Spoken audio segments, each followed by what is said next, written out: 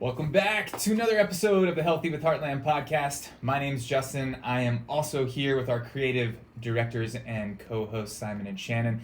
Today we have an awesome topic for you because it's something that Simon and Shannon actually did on their own. So they're talking from real life experience. I can't wait to get into the topic, how to lose over 100 pounds. And before we get to that, let's get to those announcements. All right, Heartland family, welcome back to another episode of the podcast. If not, make sure that you are following us on Facebook. Make sure you check us out on YouTube and also on Instagram. You can see all of our awesome food photos. We are now going to be soon available with the podcast on Spotify, Apple Podcasts, Apple Music, Pandora, so make sure to check that out.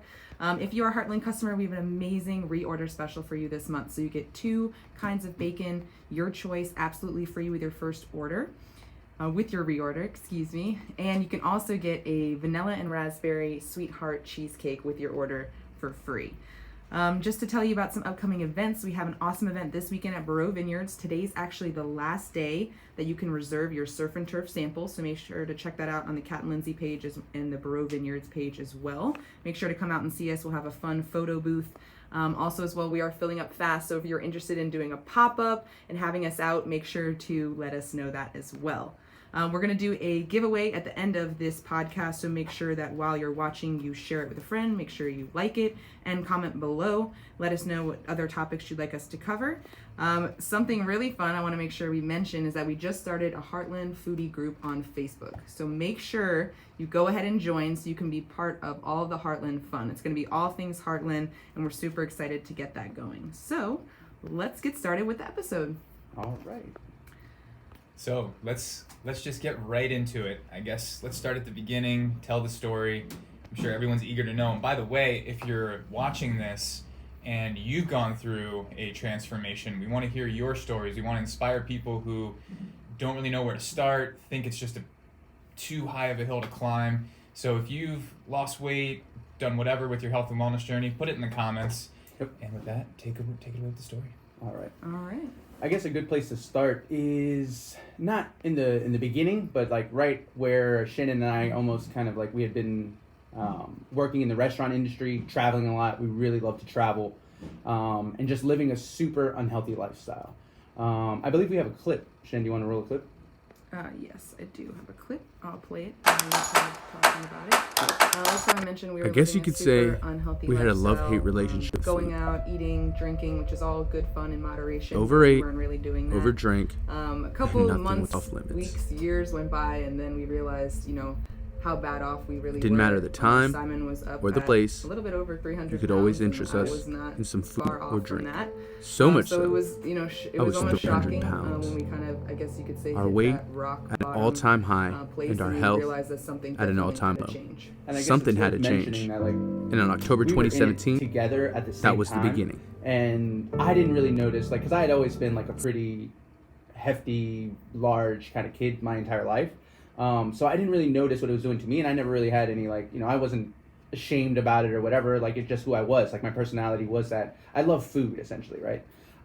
So we went from that sort of mentality of eating everything, drinking everything, no limits, to realizing what it was doing to Shannon. And then I could see, firsthand, it wasn't good, essentially. And then from that, we just knew, hey, something had to change. And from that little bit of ideas and things like that, like, it led like a snowball effect, essentially.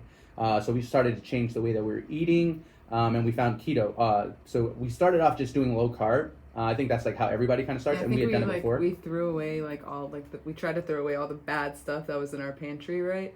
And so we were like, oh, okay, yeah, now we're eating healthy, and then we stumbled upon keto, and we just, like Simon said, dove into like all the research and all the stuff that's out there, and YouTube was a huge benefit for us because we would just watch like endless videos, and luckily there was other people going through the same thing that we were interested in going through, even couples, that we would watch, and it was just really inspiring, and we learned a lot from it, and then it just made us want to learn that much more. So let's back up for 1 second. Mm-hmm.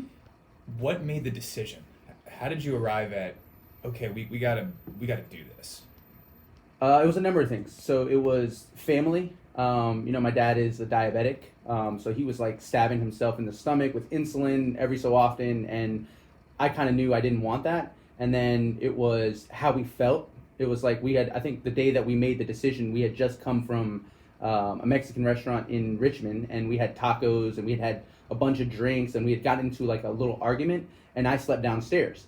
And so then when I woke up, I had like chips on my chest, and like it was horrible. Like I woke up with like Sounds like a movie. I woke up with like acid indigestion and heartburn, and I just didn't feel good at all. Like it was horrible. Like we both just woke up and we looked at each other and we're like, we got to do something. Like this is not working. This is not what we're supposed to feel like. Like it felt good the day before when we're actually eating and drinking. You think that feels good, but when we woke up, we realized this is I mean, like it was compounding, and I think it got to like a point, like I said, where it was rock bottom. Like we were like out of breath, like walking up the stairs. And, right.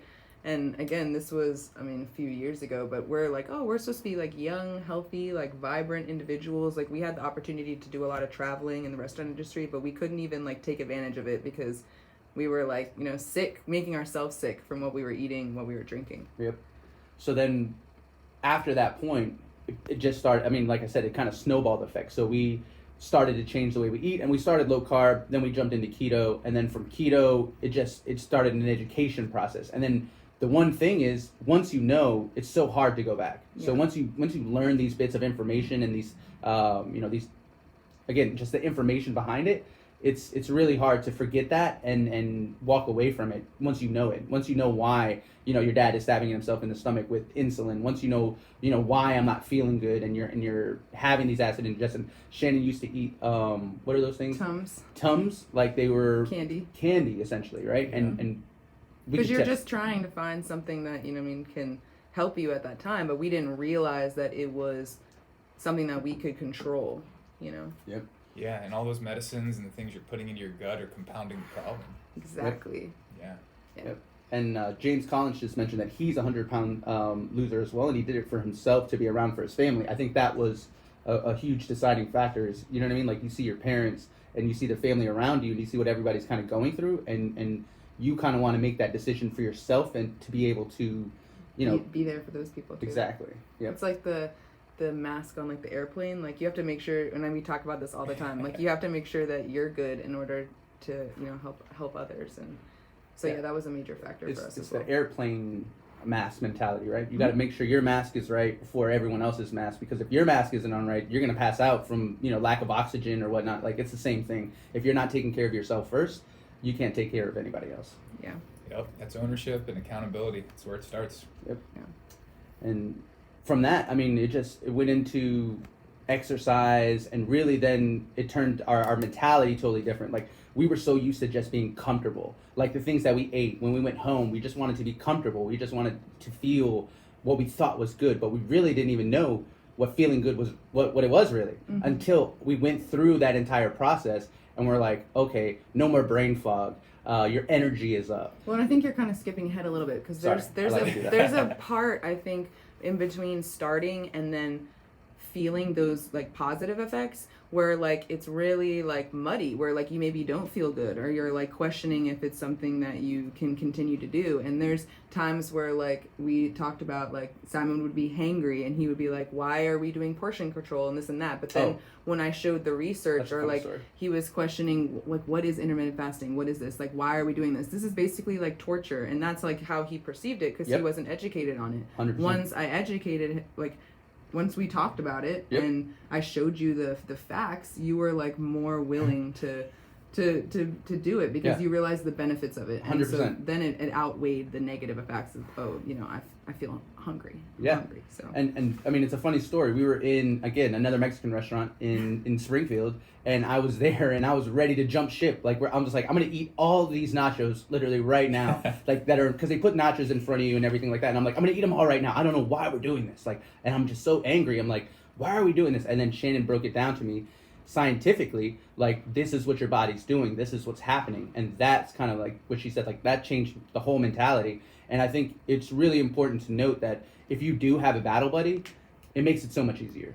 Definitely. That's what I was going to ask, is how much of staying accountable and making this happen is because you did it together? I think a huge part of it. Right. I mean, we were also blessed in the fact that, like, at the same time we were going through this, we moved to Hawaii. And so when we were there, we actually met, like, a group of really open individuals who were living a really, really healthy lifestyle and even going above and beyond in terms of, like, their fitness with, like, Spartan races and Spartan training.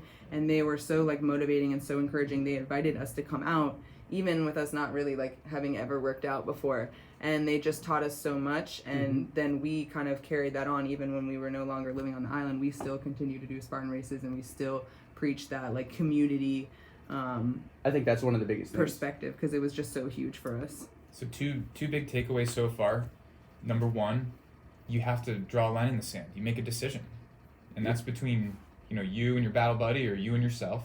Mm-hmm. There's just no way around that. You make a decision, and then you execute. Right. And proximity.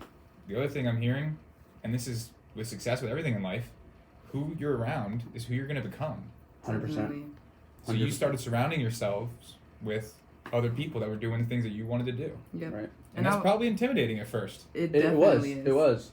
And they're so, like we always talk about, they're so, like, educated, and they've done the research, and they've experienced it themselves, and they're so humble too, so it just makes you feel like you can relate to them, and that was a huge motivation for us. And I think the big thing was that you're not alone. You know what I mean? Like, the feelings that you're having of not being, like, not thinking that you're going to be able to do it, or you're going to fail or something like that. Like, you're not alone in those feelings. And then having that community where people were validating that, that they had the same exact feelings and they had already gone through them. And then some of them were probably just starting out on that journey was huge for us, because it was like, okay, other people are doing this as well. Other people feel the same way. And it's almost, you need that company. And that's why I thought, the community, like Shannon said, is so huge. If you can have a community around you, because then it turned into also, like, when you're watching TV, if you're eating a certain type of way and you watch these commercials, you could easily fall off the boat. So then we stopped watching TV just out, in general, and just made sure what we were kind of not only putting in our mouths, but in our mind was more important, right? So then it changed from the food to what we were watching, what we were talking about, who we were hanging around with. All of those things were, like, so important. Yeah. Not that the people we were hanging out with before were bad, or the decisions we were making before were bad. It was just uneducated. And when we started making those educated, judgments and those educated sort of decisions, things just started to work out better for us. You started seeking, right? Right. I mean, that's where the education comes from. You're not going to receive it if you don't go seek it. Right. Yeah. And I think the other point too on accountability is, like, there were definitely times where I was not on board or he wasn't on board, and it really took the other individual, it took me, like, waking him up or him waking me up to the fact of, like, oh, okay, yeah, you need to stay on track. Right. And I think that was huge. Yep. So just for people that are just tuning in, maybe in the middle here, Yeah. let's just give the 10,000 foot view of what we're talking about. I mean, this is how many pounds and in what time frame? So we say 100 pounds, but I was up at 300 at my heaviest, and then I got down to 138 after everything was said and done. So it was a little bit more than 100, but at 138, I didn't feel the best. I felt my best right around, 155-ish, because I like just exercising and doing those kind of things. I felt the best there.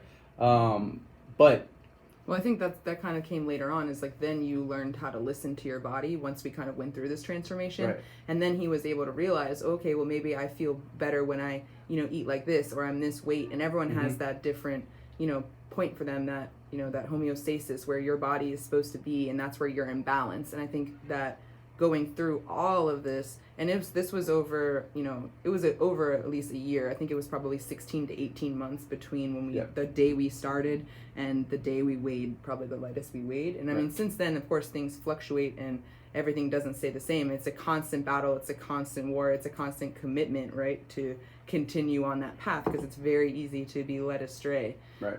And yeah, I think it was about 18 months. And I mean, without a cheat meal. Without Not without cheating. cheat meal. No.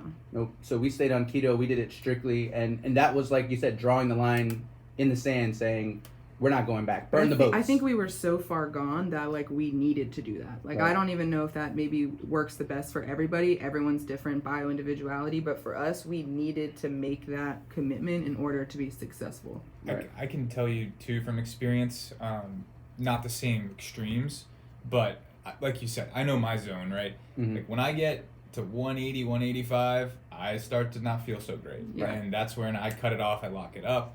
And the lowest I've been in, 158 at the bottom of that 12-week challenge I did at Icon with Dave. Mm-hmm. But if you have, literally one cheat meal, Mm-hmm. it takes you a week to get rid of that inflammation again. Yep. And you're resetting the clock, you're starting Back over. at square one. Yep. So if you want to make really impactful change, just face it, you can't cheat. Right. And I think you're better off saying, even if you're going to go like 6 weeks, like I'm going to go 6 weeks perfect. Prove to yourself that you can do it. And you Mhm. can. You can. You definitely can. But Yeah. I do think it's worth mentioning, though, if you do fall off and you do cheat, to not just give up. Because I think so many people do a diet and they do a fad and then they just give up and they say, oh, this is not working for me. I can't do this. Yeah. You know what I mean? But it's really important that when you make this decision, that it is a lifestyle change. That it isn't something that is you're just going to do for, a challenge and then, oh, okay, now I'm going to go back to doing what I was doing before. Right. This has to be something that you see a lifestyle, building after. Yeah, and like Simon said, if you fall off or if you make a mistake, nobody's perfect.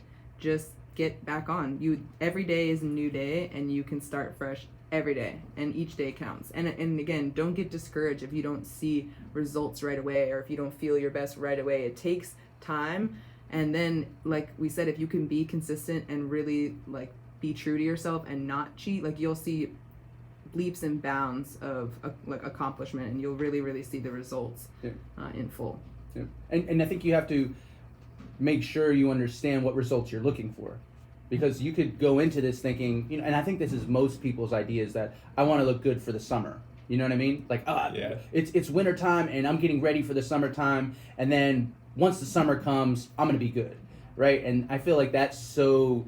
I don't really even know the word, but it's really just scratching the surface, right? It's primitive because that is good, like a good idea for you to have and want to move toward. Pretty cool. But I don't think that's the true why. You know what I mean? Because I think that's like. And you have more flexibility once you get to a really good, healthy place. That's Like true. someone who's done that disciplined work to get their body functioning at a really high level, it's not fair. Well, maybe it is fair. I can have cheat meals that people can't, other people can't. Yep. And I'll cruise right through it because 90% of the time I'm doing what I should. Exactly. And that's just key, right? If you're not in the healthy place, you're going to have to make that commitment, right? And you have to look at it as an investment, because if I do this and I put myself through this crazy challenge and I get myself to a healthy place, well, now I can start to enjoy things in moderation again and live a permanently healthy lifestyle. Yep. Yeah, that's so true. And I think that was like another chapter in our journey, was that once we got to a point where we felt like we had accomplished the original goal, that we were like, okay, so how do we now correctly, safely, or, the right way, introduce some of these things back into our, diet in our life without, going back to the extreme. Right. And it was just a little bit at a time, and it was just finding creative ways to eat the foods that you like and just cooking them yourself versus buying them out and having them super hyper processed. That made a huge difference for us too. Yep. So And with that being said, after you complete getting yourself to a healthy place, what does lifestyle look like post, extreme diet? We now allow ourselves some carbs. So we enjoy rice sometimes, like if we know we're going to work out. And that's really now what it kind of depends on, is the workout that's coming either the next day or the day after. Well, I think we should mention that when we started keto, we didn't incorporate any exercise at all. At the beginning. The first 4 months was just strictly like measuring our macros, weighing out our food, and eating the proper fat, carb, and protein ratios. But if you remember, when we started, we didn't even do that. We were just on keto, and we just were like, we're going to eat it evolved. It each and every evolved time. many times. It started low always carb, is. then it went to keto, then it went to now where we know what And we work- macros are. Yeah. Now we started intermittent fasting, so we added all those little pieces on, and that took a few months. And then we were like, okay, now let's go on walks. Let's like start slow. We started Yep. body weight, those little things, and then that grew into, okay, Spartan training. Now I'm climbing ropes. Now I'm doing half marathons, and now I train. And the family on- members on think our you're own. crazy. They're like, Yeah. why are you Why lifting do you do tires? that? Why are you doing all this? You're going to hurt yourself. And it was one of those things where we had to get out of our comfort zone. Definitely. And then in the Spartan races, it's like the same thing. You're going on this journey through eating right and your fitness journey, and then all of a sudden in the Spartan races, now you're testing your body and you feel like you're putting yourself to the limits there. There was one that we did at Kualoa Ranch in Oahu, and like I didn't think I was gonna make it. Like the first 5 miles through, I was like, oh, I was burning. Like I was like, oh, I'm good, I'm fine. All of a sudden I bonked at like mile 6, and that's the accountability part of Shannon was there, and she was at the beginning like, I don't know if I'm gonna be able to make it, and then she was after that when I started to feel like I was falling off, she kind of tugged on me and was like, no, we're gonna do it. I think it was the rings, and the rings, like I went through usually and I was able to do them, and this time I couldn't get it, and so I had to burpee out, and I did not think I was gonna finish. And Shannon pulled me along, was like, yo, let's do it, like let's finish, like, and we ended up finishing it. We ended up going through, but I needed those points to humble myself as well, because you think that once you're good that it's over, like you're fine. Yeah. But you still have those. There's still those hurdles. There's still those mountains, and I think all the stuff that we had learned and everything we had been through and all the things that we had mentally challenged ourselves with up into that point is I think why we enjoy and it's so rewarding. But I think it's why we were able to accomplish those hard things. It's because it is difficult to eat healthy and of course lose weight and those things, but it is doable. And if we can do it, then you can do it too. Yep. Yeah. Love it. Yeah, I just think back to like how the education evolves and why people I think don't even get started, or maybe they start and they're starting on the wrong premise. Like I remember when I finished playing college hockey, like I literally was doing so much cardio and I was young. Like I couldn't gain weight. They had me doing mass tech shakes that are like 2,000 calories a shake twice a day just to like try to get over 160 pounds. Like I had the opposite problem. Right. And then all of a sudden college is over and all that exercise stops and your metabolism slows down a little bit, and I'm not watching what I'm eating. By between 22 and 24, all of a sudden I went from 160 to 180, 190. I think I got almost to 200 pounds. And I remember my buddy Tyler and I, we went to we're like, let's just go on a diet, right? No education, we knew nothing. And we went to we went to a grocery store. We bought Tupperware, chicken, broccoli. Yep. And we're like, this is what we're gonna eat. We meal prepped it all out. And by day 2, I quit. I mean, I was shaking. All I was eating was chicken and broccoli. It wasn't even measured. I didn't even know what I was eating. It was a disaster. And I was like, okay, well, I guess dieting isn't for me, right? Yep. And then Heartland, education, start learning, and everything changes. And then you realize dieting doesn't have to be painful. It really doesn't. Yep. And if it feels like that, I don't even want to call it dieting, but it is. Yeah, your lifestyle. Yeah, if you, like, everything, the reason why it worked, you were measuring, you did education, you had a plan, right? That's what makes it work. So if you've tried something like this before and it's not working, it's just a little bit of education and a different approach. Right. Yep. Absolutely. And on that education topic, we should mention that Shannon actually went back during this process to school to go to the Institute for Integrative Nutrition, and that played a huge part in like the mentality and what we were doing, how we were eating, stress levels, spirituality, relationships. All of those things are like like I said, it's a snowball effect. All of those things matter, not just the food. The food is like, I think, the start of it. Then once you get your gut right and everything is like in tune with that, then the education, then the spirituality, then the relationships, then everything kind of falls in place.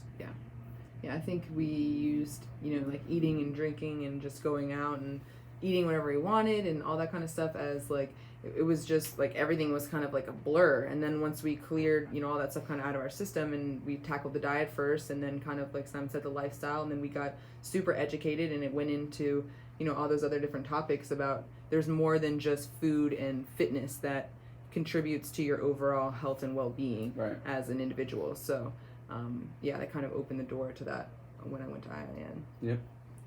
Yeah, I listened, on the way up here this morning, I was listening to the Bradley podcast again, and he had on a heart surgeon, and it just was so eye-opening. He was talking about the difference between heart disease and cancer, and how everybody's scared of cancer, and cancer's so bad, but like heart disease is killing way more people than cancer. Yeah. And it's a slow progression that gets you there, and you don't get a warning, you just That's it. You're gone, right? Yeah. Cancer is the kind of thing where, ooh, we found it, and here's your timeline. Right. That's scary, right? But the reality is that heart disease is way scarier, and it's within your control. And it's all of these things that most people are not doing, and I don't think it's because they want to kill themselves. It's just lack of education. Yep. It's 100%, like 100% lack of education, and it's like it goes with your upbringing. Like I had no idea, you know what I mean? Like the food that you ate was like something about like like was tied to your mood or was tied to how you felt, right? I just thought I was, you eat breakfast, lunch, and dinner. That's what you do. You have cereal, you eat this. Like I didn't even really know food groups essentially, right? And you finish your plate, right? And that was something like, to me, like they're like, you're not moving from the table until everything's finished. So then you turn into now or moving along from that. Now anything that you eat, if it comes up in front of you, you want to finish, like or you feel like you have to finish. Whereas when I look at Shannon's upbringing, it was the opposite, right? Her mom was there and like it kind of like flipped the script where they were in tune with, like already like shopping organically and things like that. And this is back before it was a thing. Right. You know what I mean? Like, but it was and it's interesting. It's like the opposite effect is that my mom like educated herself on certain of these things, and I was drinking almond milk as like a child and things like that, where people were like, okay, you're weird, or like I eat gluten-free cookies and things like that, whereas that was kind of like odd, and I like resented it. I didn't want it, so I rebelled against it, and I wanted everything that was processed. Give me the gummy bears and that's what I wanted. And then I learned later in life, wow, had I just listened, then I could have been in such a better place. But you live and you learn, and I'm so glad that she did know that stuff, and I'm so glad now that I realize how important it was. Yep. So it's huge. Yeah. So awesome. Yeah. I mean, it's so great to hear your story, and if anybody else has stories like this, please post it in the comments. We just want people to know that it is possible, you can do it, whatever you're struggling with, and we would love to help. So definitely send inboxes, comments, whatever, we're here to help. What else we got? Well, I was just going to say, and one thing that also really, really helped us out was, when we found Heartland, this has helped us keep our lifestyle so sustainable. That's huge, because you can lose 100 pounds. But it's even harder to keep it off. Yeah. And like cooking is one of our huge passions, especially since we knew how important it was to, cook your own food and be preparing it yourself so that you know what actually goes into it. Heartland added that other layer where now we know where our food's coming from, and we just enjoy, cooking and eating like good food. And Heartland's really helped us with, the individual packaging and how quickly it defrosts, and it just allows us to make delicious, awesome meals that are good for us at home, where we don't even feel the need to go out anymore. And that's now when you go out, you're comparing it. You're like, I could have made this better at home. Yeah. You know what I mean? Like, why am I going to go out and have this kind of thing when I have this at home? And then on top of that, we're able to prep it. Like we sit there and we'll just prep it for the week so that we don't have to worry about it. So now we're saving time, energy. We try to make it fun for ourselves. Like we had got a flat top grill, and we do a lot of like meal prep on there, and you have to set yourself up at home for success. So we make sure we have the vegetables, the food. We make sure our freezer with our Heartland stuff is stocked. We make sure we have the flat top grill where we can do all of our meal prep. We have our glass containers, all that stuff, and that's been super. And we even started growing our own food actually. Like this past some vegetables this fall. Yeah, we did we have this. We're growing our own have a food. Farm. And then, just a couple. We did a small raised bed, and we did some vegetables, and it was really fun. And also doing the composting, all that stuff kind of helped us stay on track. So and that was more of the education. Like it just grew from now what about the vegetables that you're eating, and where are they coming from, and you can grow these yourself. Like here in the Mid-Atlantic, we don't have the best weather, but the best climate. Yeah, sorry, but you can do it. And we don't have the best weather. Yeah. But that is. But it is possible, and I mean, even if it's like something as simple as like peppers or strawberries, just do it, try it, have fun with it, and then you get to eat something that you helped, grow. So it's pretty cool. Yeah. It's a beautiful thing. Yep. Yeah. David Anderson just mentioned any chance a Heartland cookbook filled with favorite client meals and photos of those families included is on the way. Oh wow! Yeah, that's a great idea. That is a great idea. Yeah, thanks, David. We'll might have to do something like that. We have had some awesome recipes and awesome photos, which you've enjoyed checking out on the new Heartland Foodies group. So make sure to post any of your photos that you have when you create some awesome recipes at home. We love seeing those, and we love sharing those to our page. Yeah. Yes, indeed. Yep. I'm ready for this giveaway. All right. Let's do it. Yes. We even got a bow on it for you today. Yes, we have an awesome special giveaway for you guys. That's So what we make got. sure right now. Ooh. Let's check that out. Look at that case. Make sure you like, comment, share. All right. Ooh, So it's chef knife lovely. from Blades. Awesome. With a really cool case. It's coming at you. So make sure you share this podcast and you tag a friend in order to be entered in to win. We'll do a live drawing just here in a few seconds. Yes. And I know we mentioned at the beginning of the episode, but if you're just tuning in, make sure that you go and check out the Cat and Lindsay Facebook page or the Borough Vineyards page and reserve your surf and turf sample for this Saturday. Today is the last day to reserve your surf and turf. We're going to have an awesome setup there. We're going to have a really fun photo booth for Valentine's Day. So make sure you come out, support Heartland. Check us out. Yes. All right, how we looking? I'm adding all the names in as we speak. All What are you right. guys eating for lunch today? Ooh, I'm gonna have a broccoli and Brussels sprout slaw, basically like a salad. It's got a little bit of these like dried red cherries and some sunflower seeds, and a little bit of like a light avocado mayo dressing. Nice. Yes. What about you? So if you saw in the foodies group where I prepped 3 pounds of random ground meat together, and everyone's like, "How much meat do you need for tacos for one night?" I'm still eating that meat today. So, Oh, wow. yep, it's just a combination of ground beef, ground turkey, ground chicken, bunch of taco seasoning, and rice. Yum. That's how I roll. That's what I eat during the week. That's awesome. How many pounds do you cook? I usually do 3 at a time, mostly because that's what'll fit in a pan. Yeah. You know, and then it'll last however long it lasts. You know, it's not the only thing I eat. In the mornings, I was doing. So right now I'm doing that Sky yogurt stuff. Mhm. It's like, I don't know. The macros are good. It's not regular yogurt. It's something else. I'm not even sure what it is. I need to find out. Is it made with almond milk? Might be. Or is it It's like Shannon. cashew? Because I've been on that. I've been going in on the It's cashew. delicious. I throw blueberries in Oh, it yeah. for breakfast. What else did I put in there? Some of that granola, the grain-free granola. Oh, yeah. Nice. And that's kind of how I start the day, and then the rest of the day is just meat and rice. Yeah. Nice. Yeah. Sounds delicious. It is. All right, are we ready We for are. this winner? There. The winner is All right, drum roll, please. David Anderson. Ah! Very nice. Congratulations, David. You are the winner of our amazing Blades chef knife. So we will get that out to you as soon as possible. We want to thank everybody for tuning in today. Thank you so much for checking us out. Thursdays, 9:30 on the Heartland Facebook page. Make sure you go ahead and join our Heartland Foodies group so you can be part of all the awesome Heartland fun. And with that, I think that kind of wraps up the episode. If you have any other comments, questions, or any topics you'd like us to cover, leave those in the comment section below. And with that, Justin, I think you can send us off. David's been doing so much winning. I love it. That's awesome. That's great. Thanks for tuning in, Heartland family. We'll see you next week. And as always, stay healthy with Heartland.